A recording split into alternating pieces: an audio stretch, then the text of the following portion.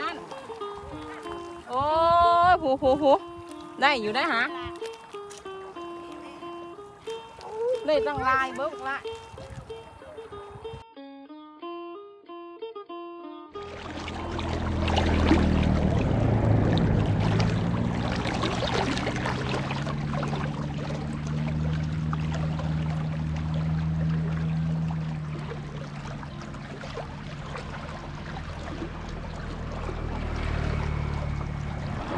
สวัสดีครับสวัสดีทุกคนเป็นทางการครับพี่น้องจะน้ำล้นอ่างครับน้ำล้นอ่างล้นปลายนะเป็นพายุเข่ามันถึงก็เลยปล่อยออกมานะครับมันก็อย่างมันล้นนะก็เลยปล่อยออกมาพี่น้องเลยเห็นน้ำแบบ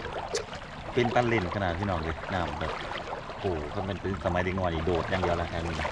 โดดน้ำอย่างเดียวพี่น้องเลยเอามองเอาแหมาตึกเอามองมาใส่นะพี่น้องเลยแต่ว่าแถวนี้เพิ่นยกย่องสะดุ้งพี่น้องเลยมาบาดแหลกกับปลาเข็งเลยอู้น้ำคือหลายเดี๋ยววะแล้วปล่อยมาขักเนาะได้บ่ปลาสะโดบ่ได้บ่โอ้ปลายังหรอ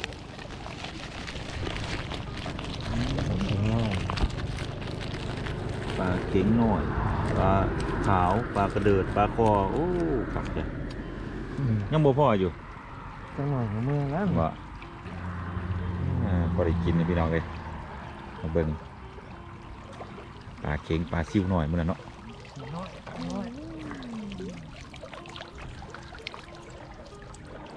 คือบ่าวสะดุ้งซิ่งพี่น้องเลยเมื่อก่อนขาดที่เรื่องฮักมาอยู่น้ำเขาชำนี่ก็แล้วแรงแล้วบัดนี้บ่ต้องยากบ่งเสียเงินเศร้า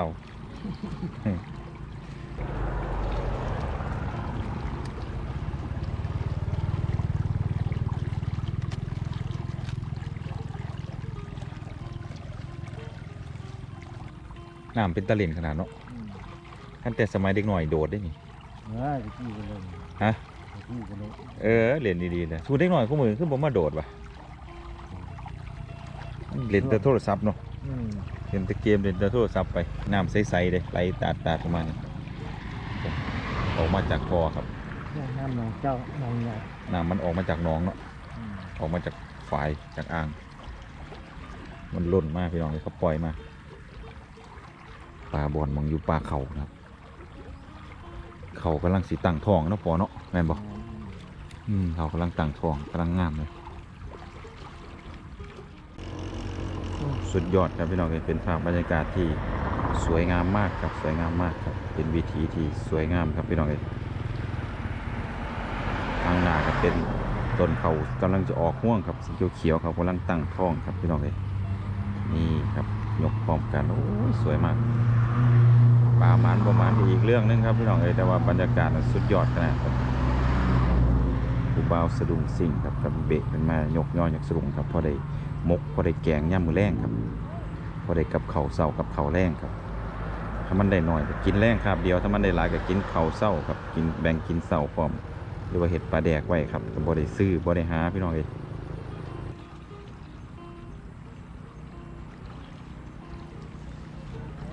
มาแล้ว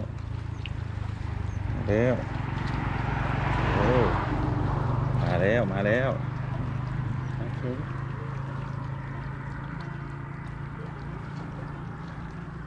ปลาเข็งเอาไปยังไงกินป่ะจังหวะผมมกปอมป่ะแกงดิแกงเส้นอะไรไปเลยป่ะใส่ทุกตอนปลาเข็งหน่อย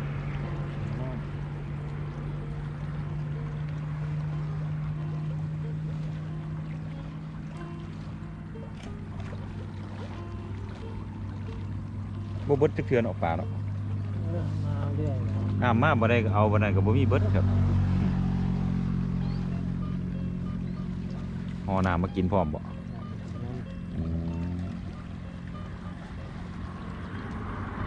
มีน้ำมากินพร้อมพี่น้องเลยกันเมื่อยกันหิวโอ้พี่น้องสวยงามขนาดครับเบิ่งภาพบรรยากาศกับเขาเขียวกับแสงแดดพี่น้องเลยแสงแดดกำลังสิค่ำครับยามมื้อแลงครับ4 โมงแรงครับพี่น้องเลยกับบรรยากาศคนยกย่อยกสะดุ้งครับเป็นวิธีที่ สุดยอดพี่น้องเลยเห็นย่ำใดกับประทับใจย่ำนั่นครับนั่นดิปลาหยังปลารดบ่ปลารดเบิ่งปลารดน้อย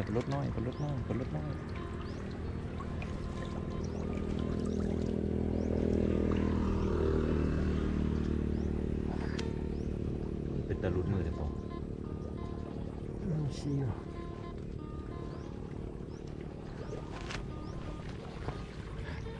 ขอครับ เรียบร้อยสาบ่ได้ครับปลารดมันลื่นครับเนี่ยมันจะลุดครับบางคนเนี่ยเพิ่นใส่ถุงมือเลยจับปลามันจังอยู่วะคำว่าใส่ถุงมือบ่อยากอยู่ปานใด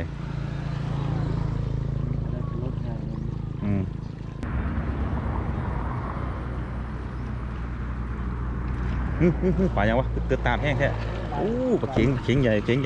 ได้ปิ้งกับตัวนี้นะได้ปิ้งเลยเบิ่งแล้วบ่สองแล้วพอเอ้ยปิ้งปลาอีกตำแก้วอีกก็สิได้3คนละประจักษ์ละปลาตัวใหญ่กับปิ้งเด้ปลาคอเนี่ยก็ได้เด้แก้วเนาะ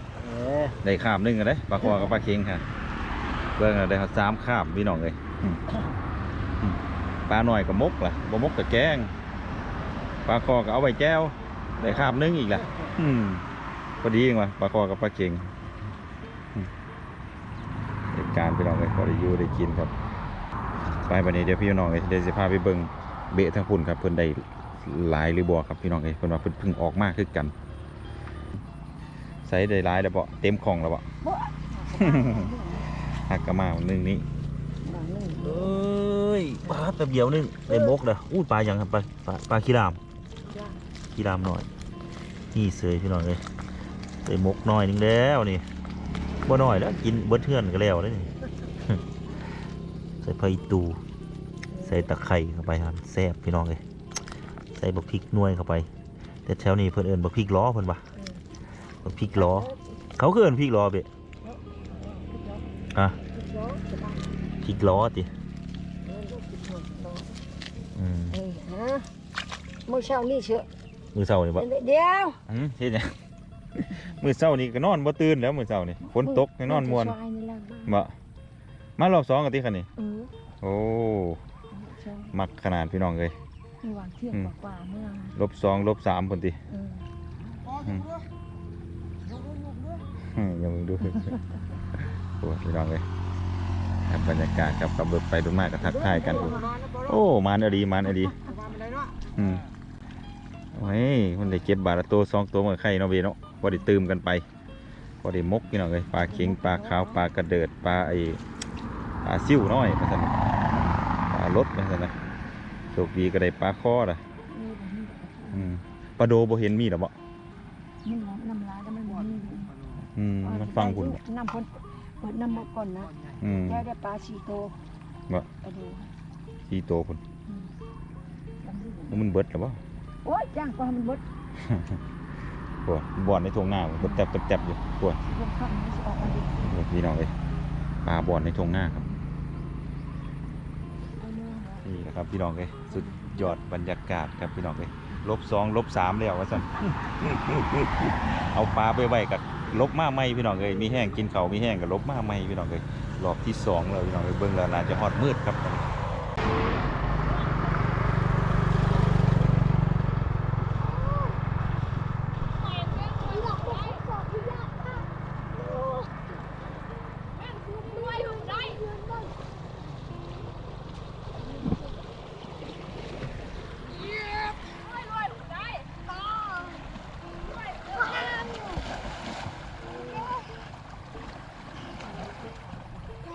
พี่น้องเอ้ยนี่นะครับบรรยากาศยกย่อยกสะดุ้งครับบรรยากาศแบบวิถีแบบบ้านครับพี่น้อยครับมาเล่นน้ำครับพี่น้อยมาเล่นน้ำย่ำมือแดงครับคนหาปลากับหาคนมาเล่นเด็กน้อยกับมาเล่นน้ำผมนี่ผมอยากเห็นหลักขึ้นหอดตอนเป็นเด็กน้อยครับบรรยากาศแบบสุดยอดบรรยากาศดีมากพี่น้องเอ้ย